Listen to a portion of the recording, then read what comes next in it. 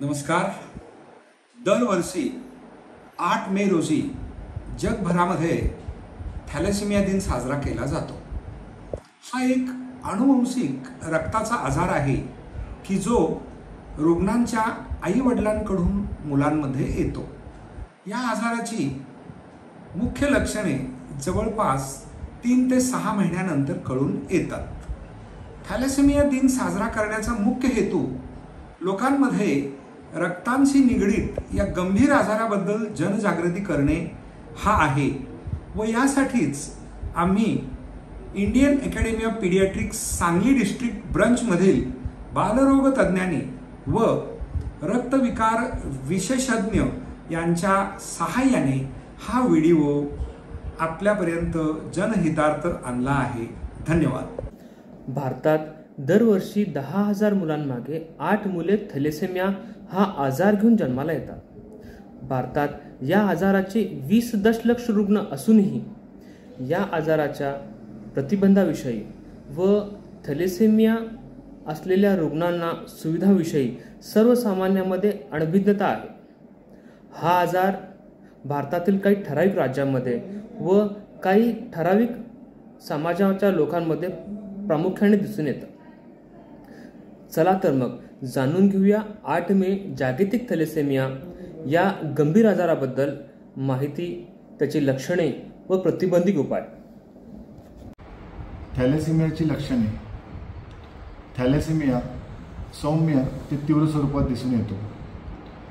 सौम्य स्वरूपातील रुग्णांना फक्त शरीरावर जास्त ताण आल्यास ॲनिमिया होतो. तीव्र स्वरूपातील रुग्णांना 6 ते 18 महिन्यात लक्षणे दिसून येतात. ती प्रामुख्याने हिमोग्लोबिनचे प्रमाण कमी होत जाणे, तसेच लिव्हर व स्प्लीनची वाढ होत जाणे, हाडे ठिसूळ होणे ही लक्षणे दिसून येतात. हाडांमधील बदल चेहऱ्यावरती दिसून येतो. कपाळाचे हाड पुढे येणे, नाक चपटे होते, दात पुढे येतात. जर निदान झाल्यानंतर रक्त घेण्यास सुरुवात न केल्यास मृत्यू येऊ शकतो. नमस्कार. थॅलेसेमिया हा एक रक्तसंबंधित अनुवंशिक आजार असून आई वडिलांकडून तो मुलांना होतो. आपल्या शरीरामध्ये लाल रक्तपेशींमध्ये हिमोग्लोबिन नावाचं प्रोटीन असतं. या हिमोग्लोबिनमध्ये प्रामुख्याने 2 अल्फा आणि 2 बीटा या ग्लोबिन साखळ्यांनी हे बनलेलं असतं. जनुकांची एक जोडी या हिमोग्लोबिनच्या निर्मितीवर कंट्रोल ठेवते.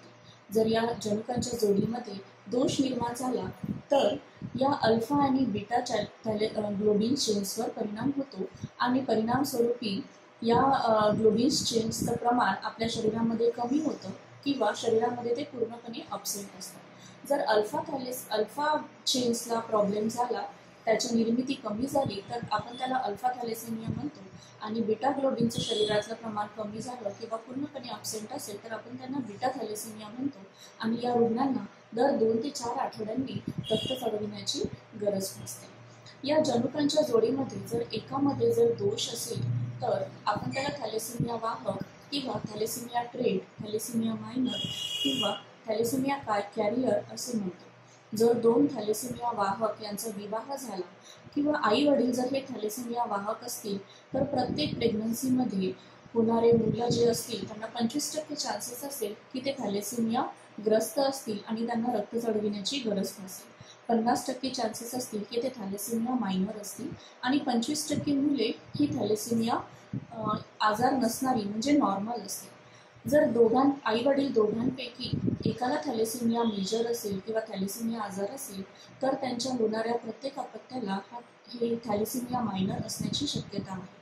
त्यामुळे प्रत्येक तरुणीची आणि तरुणाची विवाहापूर्वी थॅलेसेमियाची चाचणी करणं अत्यंत गरज आहे आणि त्यामुळे पुढच्या पिढीमध्ये हा आजार होण्यापासून आपण रोखू शकतो. थँक्यू.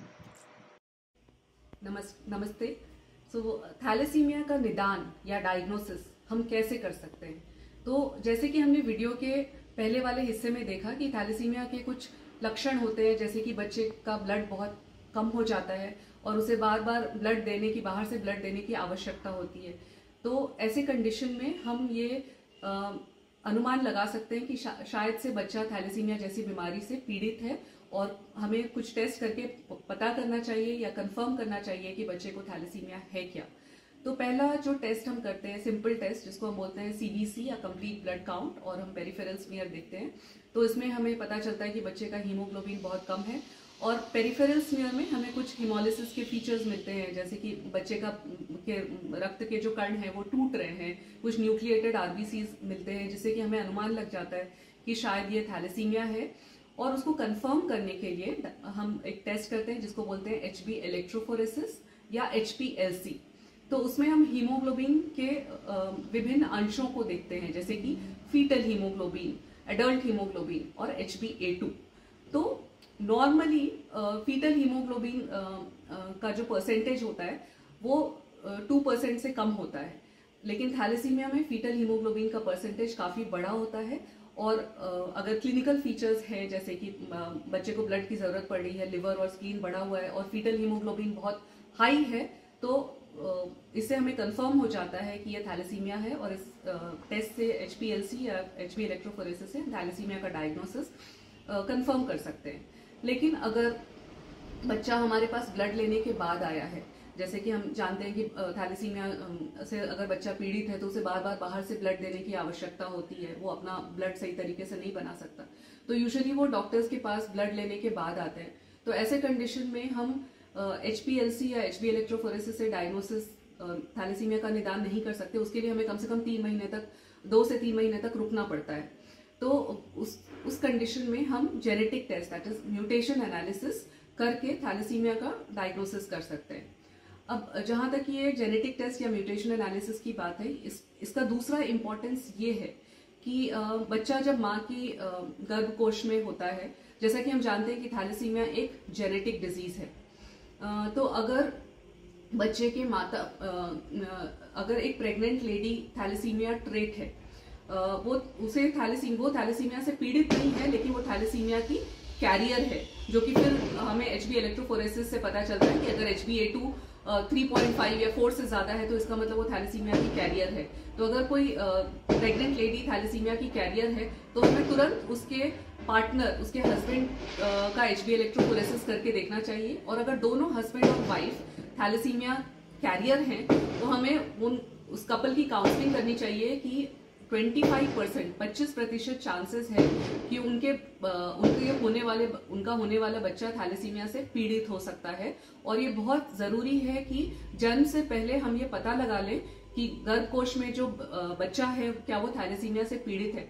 तो उसके लिए हम एक टेस्ट करते हैं जिसको बोलते हैं एम्नियोसिंथेसिस, जिसमें से कि गर्भकोश से हम थोड़ा सा पानी निकालते हैं, या फिर कोरियोनिक विलर सैंपलिंग जिसमें हम थोड़ा सा अंश निकालते हैं, और उस पे हम म्यूटेशन एनालिसिस करके पता लगा सकते हैं कि गर्भकोश में जो बच्चा है वो थैलेसीमिया से पीड़ित है, और हम ऐसे बच्चे को पैदा होने से रोक सकते हैं। और ये एक बहुत ही इम्पॉर्टेंट स्टेप है जिससे कि हम अपने कंट्री में थैलेसीमिया का इंसिडेंस बहुत कम कर सकते हैं। और कुछ देश है जैसे कि साइप्रस, तो उसमें ये पॉलिसी फॉलो करके, दैट इज इसको बोलते हैं एंटीनेटल और प्रीनेटल डायग्नोसिस ऑफ थैलेसीमिया, उन्होंने थैलेसीमिया को बिल्कुल मिटा दिया है अपने देश से। सो टू समराइज, थैलेसीमिया के निदान के लिए पहले हम सिंपल टेस्ट करते हैं CBC, जिससे कि हमें क्लू मिल जाता है कि ये थैलेसीमिया है, और उसको कंफर्म करने के लिए हम HPLC या HB इलेक्ट्रोफोरेसिस कर सकते हैं। लेकिन बच्चा अगर ऑलरेडी हमारे पास ब्लड लेके आया है, या फिर हमें गर्भकोश में ही पता लगाना है कि क्या बच्चे को थैलेसीमिया है, तो हमें म्यूटेशन एनालिसिस जेनेटिक टेस्ट करना पड़ता है। वैसे तो थैलेसीमिया के 300 से ज़्यादा म्यूटेशंस पाए गए हैं, बट हमारे देश में, भारतवर्ष में 5 म्यूटेशन बहुत कॉमन है, तो हम उसका टेस्ट कर सकते हैं, या फिर हम एक्सटेंडेड म्यूटेशन एनालिसिस करके थैलेसीमिया का पता लगा सकते हैं। धन्यवाद। नमस्कार, मी तुम्हाला थॅलेसिमियाच्या उपचाराबद्दल सांगणार आहे। थॅलेसिमियाचा जो उपचार आहे तो दीर्घकाळ किंवा आयुष्यभर चालणारा असतो। थॅलेसिमियामध्ये बरेच प्रकार असतात आणि त्यातला बीटा थॅलेसिमिया मेजर हा आजार ह्या रुग्णांना दर 4 ते 6 आठवड्याला रक्त चढवावं लागतं आणि साधारण यांचं आयुष्य प्रौढावस्थेपर्यंत किंवा साधारण 40-50 वर्षापर्यंत ते साधारणपणे जगू शकतात। ह्या आजाराला पूर्णपणे बरं करण्याची ट्रीटमेंट म्हणजे बोन मॅरो प्रत्यारोपण म्हणजे बोन मॅरो ट्रान्सप्लांट अशी आहे। ती सर्व रुग्णांना शक्य नसती, त्यामुळं बऱ्याच वेळा रुग्णांना कायमस्वरूपी रक्त चढवावं लागतं। आणि रक्त चढवण्याचे जे दुष्परिणाम म्हणजे लोह जे साचलं जातं रक्तामध्ये आणि त्याचं लोहाचं डिपॉझिशन लिव्हरमध्ये हृदयामध्ये होत जातं आणि ते होऊ नये म्हणून त्याकरता सुद्धा काही ट्रीटमेंट घ्यावी लागते. थॅलेसिमिया रुग्णांना आपण योग्य व्यायाम, योग्य आहार आणि व्यसनांपासून दूर राहायला सांगतो. ते त्यांनी तंतोतंतपणे पाळलं पाहिजे आणि योग्य मार्गदर्शनाखाली व्यवस्थित ट्रीटमेंट घेत राहिली पाहिजे. त्याचबरोबर थॅलेसिमिया रुग्ण जे लहानपणापासून रक्त चढवत राहतात त्यांना आणि त्यांच्या पालकांना हा आजार थकवणारा असू शकतो.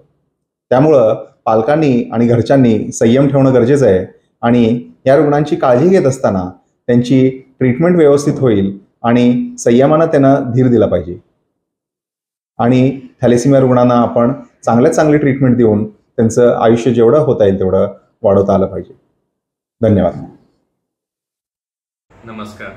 थॅलेसेमिया मेजर ह्या आजारामध्ये वेगवेगळ्या प्रकारच्या उपचार पद्धती वापरल्या जातात. त्यात प्रामुख्याने प्रत्येक महिन्याला 1 पिशवी रक्त चढवले जाते.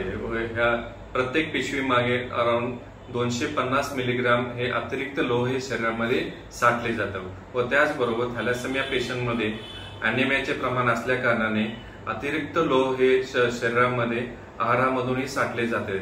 एका ठराविक प्रमाणानंतर हे लोह जे शरीरामध्ये साठले जाते हे बाहेर काढण्याची प्रक्रिया चांगल्या पद्धतीने होत नाही. त्यामुळे एक्स्ट्रा लोह जे शरीरामध्ये साठतं हे काही अवयवामध्ये त्याच्यामध्ये प्रामुख्याने यकृत, स्वादुपिंड, हृदय आणि त्वचा याच्यामध्ये साठून त्याच्यामुळे या अवयवांवरती दुष्परिणाम होतात. थॅलेसेमिया पेशंटमध्ये 10 ते 12 वेळा रक्त चढवल्यानंतर चिलेशन थेरपीचा वापर करणं गरजेचं असते.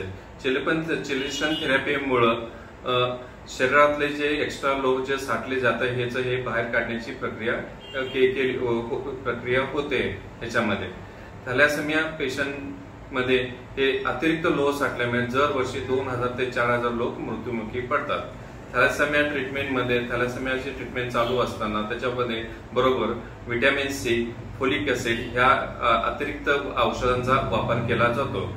चिलेशन थेरपीमध्ये प्रामुख्याने डेस्फेरॉक्सामाइड, डेस्फेरॉल, डेफेरॉन हे अशा औषधांचा वापर केला जातो आणि ही औषधे national thalassemia control program under फ्रीमध्ये या थॅलेसेमिया मुलांना दिला जातो.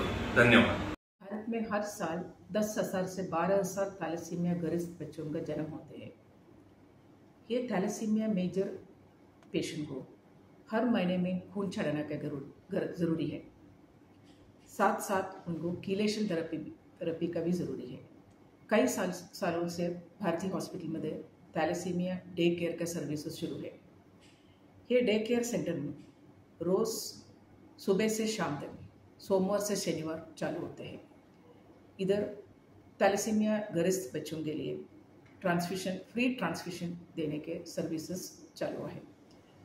सुबह या कोई भी टाइम आके 3 से 4 घंटे के अंदर वो ब्लड ट्रांसफ्यूशन लेके घर वापस जा सकते हैं.